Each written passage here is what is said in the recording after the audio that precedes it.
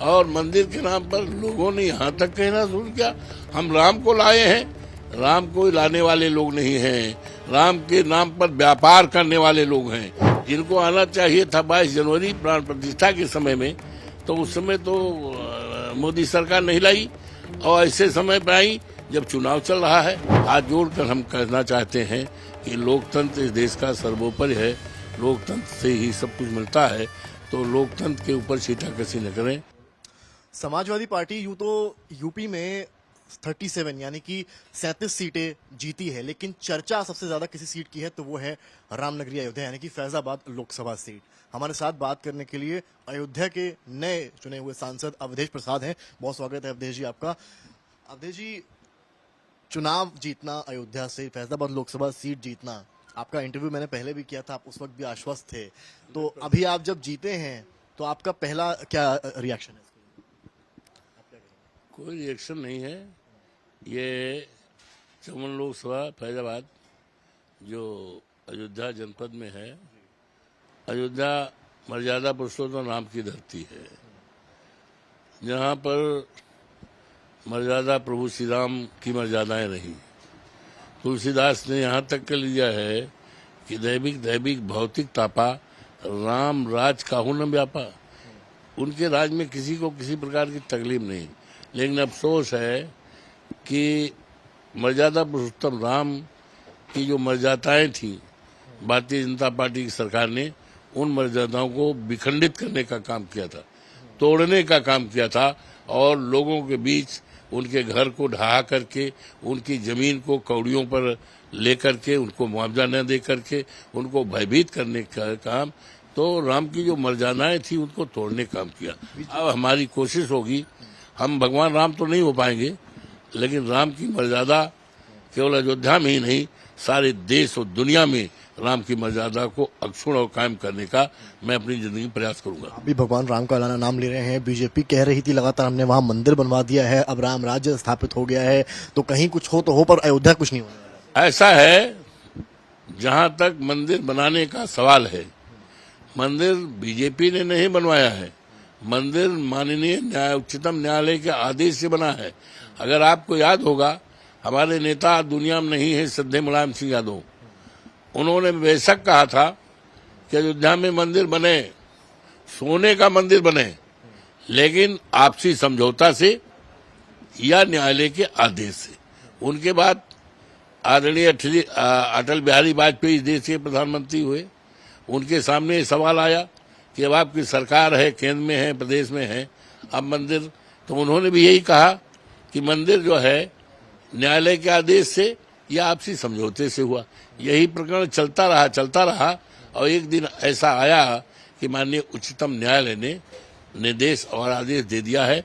उनके अनुपालन में आज देश में किसी की भी सरकार होती, किसी भी पार्टी की सरकार होती, तो माननीय उच्चतम न्यायालय के आदेश के अनुसार मंदिर हर हालत में बनता। तो मंदिर तो अभी बना भी नहीं, आप वहां पे कैंपेनिंग कर रहे थे, मंदिर तो अभी बना भी नहीं है, अधूरा बना हुआ है। और मंदिर के नाम पर लोगों ने यहाँ तक कहना शुरू किया हम राम को लाए हैं।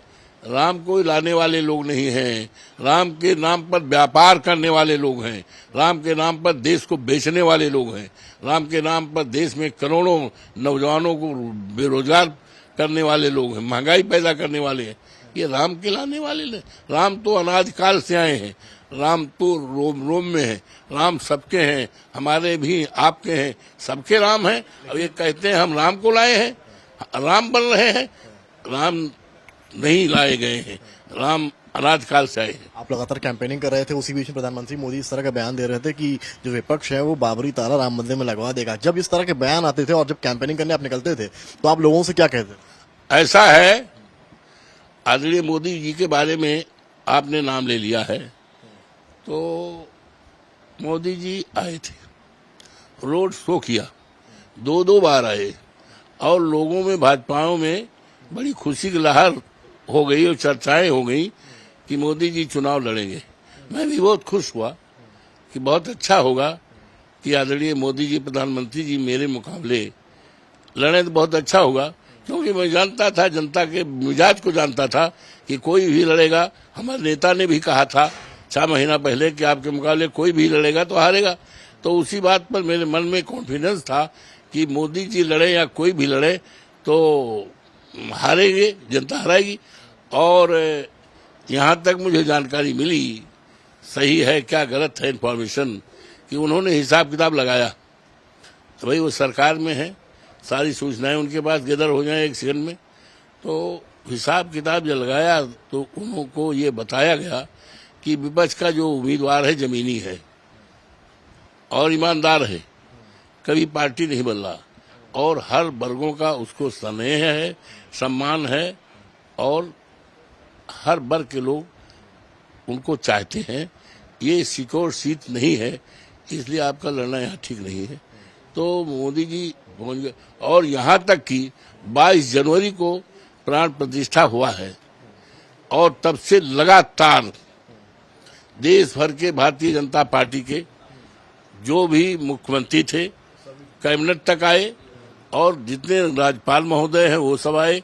और यहाँ तक कि चुनाव में महामहिम राष्ट्रपति जी, जिनको आना चाहिए था 22 जनवरी प्राण प्रतिष्ठा के समय में, तो उस समय तो मोदी सरकार नहीं लाई और ऐसे समय पर आई जब चुनाव चल रहा है। हम उनके बारे में कोई टीका टिप्पणी नहीं करते हैं। और भूतपूर्व राष्ट्रपति आए और यहाँ तक कि पर्चा दाखिला में उत्तराखंड के मुख्यमंत्री जी आए। हमने अपने लोगों से कहा, अरे भैया ये आए हैं, लोगों ने कहा मुख्यमंत्री जी पर्चा दाखिला। हमने कहा क्यों परेशान होते हो, अपने क्षेत्र में एमएलए चुनाव तो जीत नहीं पाए और आप ये संसदीय जिताने आए, तो नथिंग टू वरी। अपने लोगों से कहा मैंने। अध्यक्ष जी, आप वरिष्ठ नेता हैं पार्टी के, मुलायम सिंह के समय से आप रहे हैं। इस बार अखिलेश यादव के टिकट वितरण की बड़ी चर्चा है कि उन्होंने जिस तरह से टिकट बांटा, बदले भले हो बीच बीच में, लेकिन चर्चा बहुत है। तो आपको जब बताया गया कि आपको यहाँ से फैजाबाद लोकसभा सीट चुनाव लड़ना, क्योंकि उस वक्त तक माहौल जो था वो बहुत बीजेपी ने राम मंदिर को लेकर बनाया हुआ था, तो जब अखिलेश यादव ने आपसे कहा कि भाई आपको एक कमान संभालनी है, तो आपका क्या रिएक्शन था? ऐसा है कि ये भारतीय जनता पार्टी तो अपने मन की बात, हमारे आदरणीय प्रधानमंत्री जी, ये प्रसारण होता था, प्रधानमंत्री जी मोदी जी मन की बात कहेंगे, तो अब मन की बात तो कह चुके, लेकिन अब आप मान के चलो, इट इज यूनिवर्सल ट्रुथ कि अब इस देश में किसी एक व्यक्ति की मन की बात नहीं चलेगी। अब बात चलेगी तो इस देश के करोड़ों करोड़ों सम्मानित नागरिकों को और देशवासियों के मन की बात चलेगी। आपका एक वीडियो बड़ा वायरल है जिसमें अखिलेश यादव, आप कह रहे हमारे साथ पूर्व विधायक मौजूद है और आप वहाँ कहते हैं मैं विधायक हूँ, तो कहते हैं सांसद बनने वाले हैं आप।